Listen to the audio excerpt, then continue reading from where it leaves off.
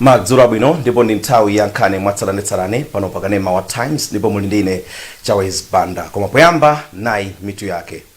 Bungwe lothana ndi ziphuphu lamaliza kufunsa anthu amene awamanga powaganizira kuti amafuna kulowererapo pa ntchito yogula mafuta ku NOCMA. Komiti yona zachuma ku nyumba ya malamulo yapempha office ya president kuti alembe ntchito anthu m'malo momwe mulibemo. Munkhani zina, mlangizi wa boma pa zauchembere wabwino Dorothy Ngoma wati zikhulupiriro za zipembedzo zina mdziko muno zikonjezera imfa za amayi apakati. Tili ndi izi ndi zina zambiri, tiye tikhalire limodzi.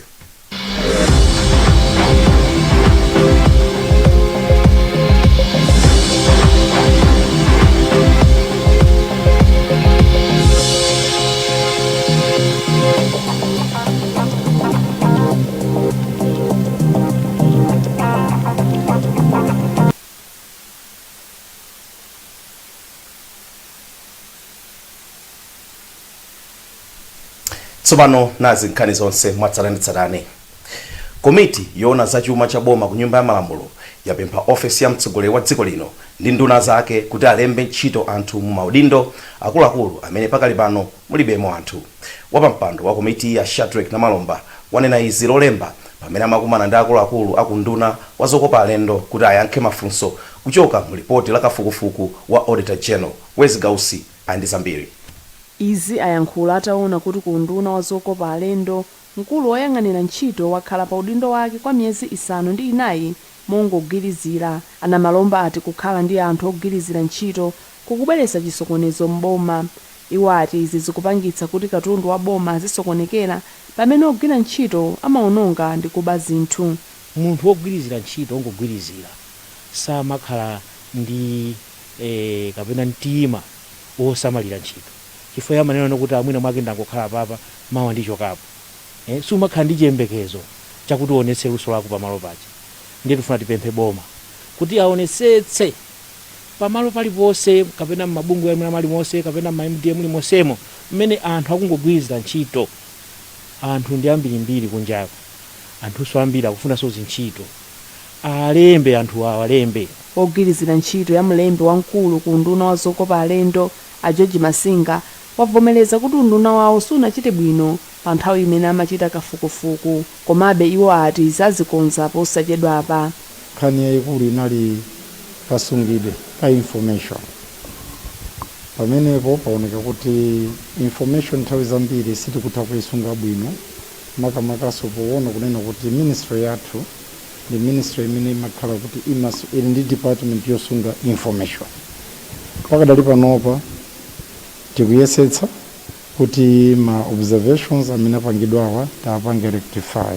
Zina mwa nthambi zimene kuli anthu ogwirizira ntchito ndi National Oil Company of Malawi, Electricity Corporation of Malawi, Financial Intelligence Authority, Malawi Communications Regulatory Authority ndi Auditor General. Mlangizi wa boma pa zauchembere wabwino Dorothy Ngoma wati zikhulupiriro za zipembedzo zina mdziko muno zikonjezera imfa ya amayi oyembekezera mdziko muno. Angoma ati dziko la Malawi lili pa nambala yachitatu pa dziko lonse lapansi pa imfa ya uchembere ndipo amayi 10 amamwalira tsiku lililonse. Samkalimira andi zambiri. Mulangiziyu anayankhula izi ku Mzuzu pomwe amakumana ndi atsogoleri a mipingo kuchokera mchigawo cha kumpoto komwe amakambirana zokhudza uchembere wabwino. Angoma anena kuti mipingo ina simakhulupirira za kupereka magazi kubayitsa katemera, pomwe mipingo ina simavomereza munthu kupita chipatala akadwala. Iwo anena kuti izi zimakhudza amayi oyembekezera kamba kuti ena amapita kukachita kwa azamba kusiya zipatala. Iwo ndi woyenera kuti atithandize kuti aziyankhula zinthu azitiphunzitsa ife tizimvera, koma zimene akuphunzitsazo zikhale ayikemo zoteteza amayi kuti asamamwalire nthawi isanakwane. Ndipo mkulu wa Malawi Interfaith AIDS Association kuchigawo cha kumpoto Bishop Silent Ntambo anati gulu lawo liwonetsetsa kuona kuti lifikire mipingo yochuluka makamakapo waphunzitsa zokhudza uchembere wabwino ndi kuwaunikira kusafunikira kwa malamulo ena a mipingo omwe akuchititsa amayi kumwalira. Komano Ntambo anena kuti gulu lawo lifuna ndalama kuti lifikire atsogoleri ochuluka kukambirana nkhani zokhudza uchembere wabwino. malingana ndi angoma dziko la Malawi akuti pakadali pano lili ndi chiwerengero chokwera cha amayi omwe amamwalira pa nkhani zokhudza uchembere wabwino kamba ka COVID-19 chifukwa choti amayi ena amakana kupita kuchipatala poopa kuti akabayidwa katemera wa korona. Bungwe loona za mapulani ya boma la National Planning Commission NPC latsutsa mphekesera zakuti kuunguza komanso kuona mfundo zokopera anthu za zipani zosiyanasiyana mdziko muno zikufuna kukhika zipani zina mdziko muno. Ena mwa aphungu a nyumba ya malamulo anatinso kulowererapo kwa bungweli kungadzetse milandu yochuluka ku mabwalo a milandu yokhudza zipani. Phungu wa dera lapakati la mboma la Salima a Gerard Piri adayankhula izi pamene komiti yoona za malamulo inakumana ndi bungwe la NPC pounguzanso ntchito yokonza bill yokhudza zipani ya Political Parties Amendment Bill ya chaka cha 2021. Odreka Palamula akufotokoza. Oona za malamulo ku bungwe la National Planning Commission Antamandinile Yabunya auza komiti yoona za malamulo ku nyumba ya malamulo kuti bungwe lawo ndi limene lidzakhale likuwunikira komanso kuvomereza zipani zomwe zikufuna kulembetsa ndi ofesi yoona za malamulo okhudza zipani mdziko muno. Bill yokhudza zipani mdziko muno yomwe akuyiwunikira ikufuna kuti zipani zonse mdziko muno zipereke mfundo zake zachitukuko molingana ndi ndondomeko ya chitukuko ya dziko lino ya Malawi 2063. Ali Yabunya atsutsa mantha omwe alipo kuti njirayi ndiyofuna kuchepetsa chiwerengero cha zipani mdziko muno komanso kuti idzabweretsa milandu yochuluka. Zisanafike mpaka na kotengedwa ku koti NPC sikuti kungonena kuti mfundo zanu sizikugwirizana ndi MW 2063 koma ikunena chifukwa chani sakugwirizana ndipo ikanena ikuthandizanso zipani zija kuti mulongosole zikuti ziyende bwino ganizirani izi ndi izi kuti tipite paso. Gawo 12 lokhudzana ndi biluyi likufuna kuti zipani zomwe zidzakhutira ndi chiganizo cha bungweli zidzapite ku bwalo la milandu m'masiku okwana 30 komwe akathe kutsutsana ndi chiganizochi. Wapampando wa komiti apita dimba anati kusintha kwa lamuloli kukhala kofunikira kwambiri kuti chitukuko chidzipita patsogolo posatengera kusiyana pandale. Adimba anatinso pakufunika kuonjezera mfundo yomwe ifotokozere nthawi yomwe zipani zosiyanasiyana zikuyenera kutulutsa mfundo zake zachitukuko kuti anthu azitha kuwerenga nthawi yabwino chisankho chisadachitike. Mwina posayidwa katika ni mabilu electoral law reforms malamulo okhudzana ndi mavoti ndiye tukhulupirira nena kuti nkhani imene yasiyidwa ikhoza kudzakhalanso mabilu ameneyo. Pakadali pano anthu omwe akulembetsa zipani zawo akugwiritsa ntchito lamulo lomwe adalikhazikitsa mchaka cha 2018 lomwe limangofuna kuti zipanizi zipereke mfundo zake zachitukuko. Nduna yoona za mdziko a Richard Chimwendo Banda yati sipakhalanso kuchedwa kulikonse polemba ndi kukonzanso ziphaso zaunzika chifukwa boma layika ndalama zokwana 1.4 billion kwacha zogwirira ntchitoyi. Achimwendo Banda ati ndalamazi adzipereka ku bungwe la National Registration Bureau kuti igwire ntchitoyi. Ene Mpindani walemba ripoti limene akuwerenga ndi Matthews Kasanda. Abanda anena izi mu mzinda wa Lilongwe lachiwiri sabata ino pamwambo wokumbukira ntchito yolemba wanthu mugaundula wotchedwa Africa Civil Registration. Ndunayi inafotokoza kuti ntchito yobwezetsa ziphaso zaunzika zokwana 3 million igwirika mdziko muno chaka chino. Kaladindo akunduna za umoyo azathu amene amakhala amapanga za chiwerengero cha wanthu ndi zochitika mdziko azathu aku National Registration Bureau tonse bwera pamodzi ndikuti kukumbutsa nanso kagwire kathu ka ntchito tiyikaso nzeru zathu pamodzi ndi kutambasula ndondomeko imene tingathe kuwatumikira Amalawi kuti tingatumikire motani mwachangu motani mofunikira motani onse mu nthawi yace. Abanda anafotokoza kuti nduna wawo utengerapo danga pa mkumano wa atsogoleri a mayiko akumwera kwa Africa wa SADC pophunzira amene ntchito yoperekera ziphaso zaunzika kwa wanthu m'mayiko ena ikuyendera. Anthu akhala akupereka maganizo osiyanasiyana pakufunikira kuti ziphaso zaunzika zizikhala ndi malire ake ogwira ntchito kapenayi. Mukonera nkhani mwatsatanetsatane madzulo ano kuchokera kuno ku kanema ya Times. Tibweranso zikangotha izi.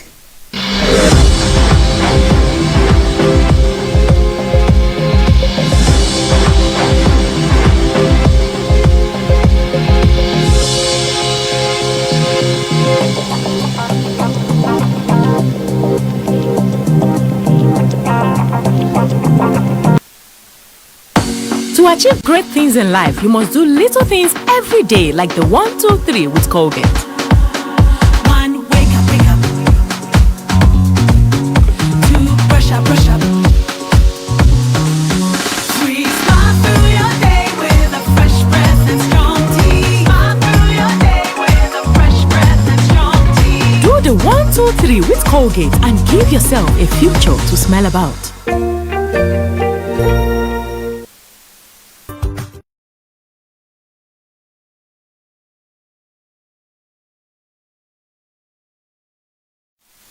UNICAF University celebrates the success of 222 students from 49 different countries who have graduated after completing their bachelor's and master's degrees online. Studying with the UNICAF University was for me, during those 2 past years, the biggest opportunity to grow. My immediate experience has been obtaining a much better job. Studying online, I was able to complete my assignments without compromising my career. It's a space that was convenient in terms of learning, that had highly professional tutoring and high standard learning content. The great platform they provided for me enabled me to study even when work. I made it, yes I did, and I encourage Liberian professionals to take advantage and get on board UNICAF.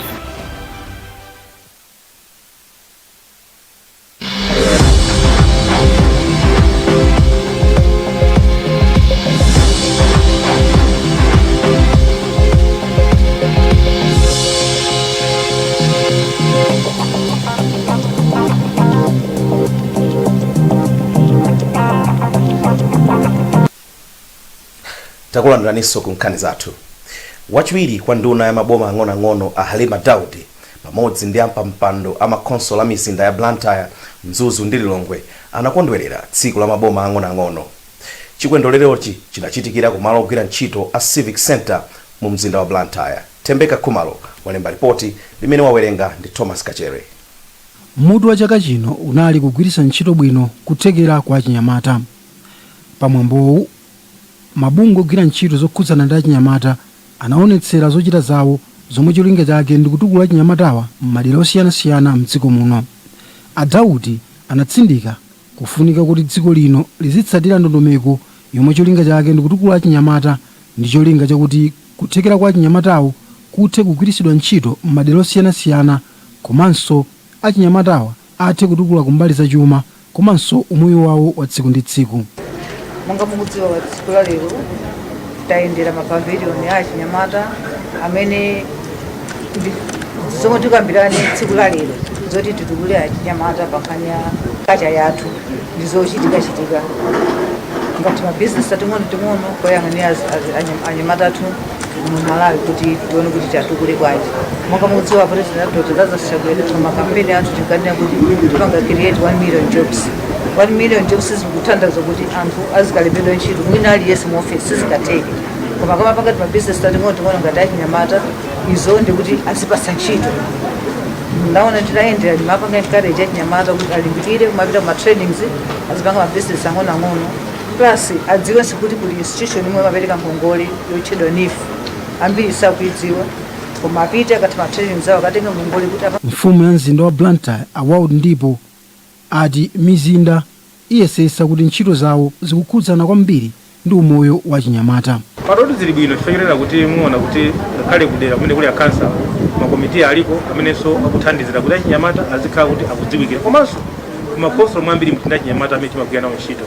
Ndiye pano tikuona kuti zambiri zikuyenda bwino. Tikamata achinyamata ndi atsogoleri lero ndizoona ndi zimene zikuchitika pano kuleka ndimene timachitira bwino. Mkulu woyang'anira za maphunziro ku nduna wa za maphunziro Mai Abita Kaliwo wakhazikitsa ntchito yolimbikitsa zachilengedwe mu sukulu zosiyanasiyana mdziko muno. Ntchitoyi imene akhazikitsa ndi bungwe la Hanover ayigwira kwa zaka zitatu. Tembeka Khumalo ndi zambiri mu ripoti limene akuwerenga ndi Thomas Kachere. Akaliwo ati ndondomekoyi ikupita kwa ana omwe ali m'mabungwe omwe amayang'ana zachilengedwe wildlife mchingerezi mu mzinda wa Blantyre. Iwo anenanso kuti anawa azimvetsetsa maphunziro awo mophweka zomwe zitachititse kukhala chizolowezi. Ndi chidwi kwambiri pa ana skulu chifukwa chonena kuti project iyi makamaka kwambiri ndiyoti ithandize ana skulu maskulu ndiye chifukwa chake tikuika kwambiri kuti anawa adziwe kuti kuli project imeneyi, adziwe udindo wawo, adziwe kufunika kwake, kuti iwo akaphunzira akadali ang'ono wani amaphunzira msanga amachita grasp chinthu chisanga komanso agawana ndi anzawo ndiye zikhala zoti akukula akudziwa kuchita zoyenerera. Grace Mhango yemwe ndi ophunzira wa standard 7 wati ndondomekoyi iwaphunzitsa mmene angasamalire chilengedwe m'maderawo. Maphunzirowa athandizira ophunzira msukulu zosiyanasiyana kubyala komanso kusamalira mitengo. Kuziya anzanga ndikuwalangiza kuti asamalire mitengo komanso tizidzala mitengo komanso chinanso tizisamalira mitengo imene tili nayo komanso kuno kuti abwera kuti tidzaphunzire mkapangidwe ka zinthu zimene tingathe kumaphikira kuti tisadule mitengo opangira makala kapena nkhuni ndiye mawa lino tikhali kuphunzira. Liziphuphu mdziko muno la Anti-Corruption Bureau ACB lati latsiriza ntchito yofunsa amene ni nduna ya zamphamvu ndi magetsi a Newton Kambala, mlangizi wa mtsogoleri wa dziko lino a Christian Mabanda komanso mtsogoleri wa chipani cha Alliance for Democracy a Ford Enoch Chihana amene lawamanga powaganizira kuti amafuna kulowerera pa ntchito yogula mafuta galimoto ku bungwe la National Oil Company of Malawi NOCMA. Mkulu wa ACB ya Martha Chizuma wati atatuwa akaonekera kubwalo la milandu lachitatu mu mzinda wa Lilongwe. Loya wa Kambala a George Mwale wati atatuwa sadawatsegulire mlandu uliwonse. Ndipo loya wa Chihana Gilbert Konyongwa wati atatuwa apempha belo lachitatu. Nkhani zathu ndizo mwezi koma tisadasiyane nainso mitu yake. Bungwe lothana ndi ziphuphu lamaliza kufunsa anthu amene lawamanga powaganizira kuti amafuna kulowererapo pa ntchito yogula mafuta ku NOCMA. Komiti yoona zachuma ku nyumba ya malamulo yapempha ofesi ya president kuti alembe ntchito anthu m'malo momwe mulibemo anthu. Ndipo munkhani zina mlangizi wa BOMA pa za uchembere wabwino a Dorothy Ngoma wati zikhulupiriro ndi zipembedzo zina zikuonjezera imfa za amayi apakati. Kumbukirani kuti mutha kupeza nkhani zina zambiri pa makina internet pa www.times.mw, pa Facebook pa tsamba la Times 360 Malawi komanso pa Twitter @Times 360 Malawi. Chonde sambani m'manja pafupipafupi, khalani motalikirana ndi anzanu komanso valani mamaski nthawi zonse kuti mudziteteze COVID-19. Muna ndine Chawes Banda, Madzulo abwino.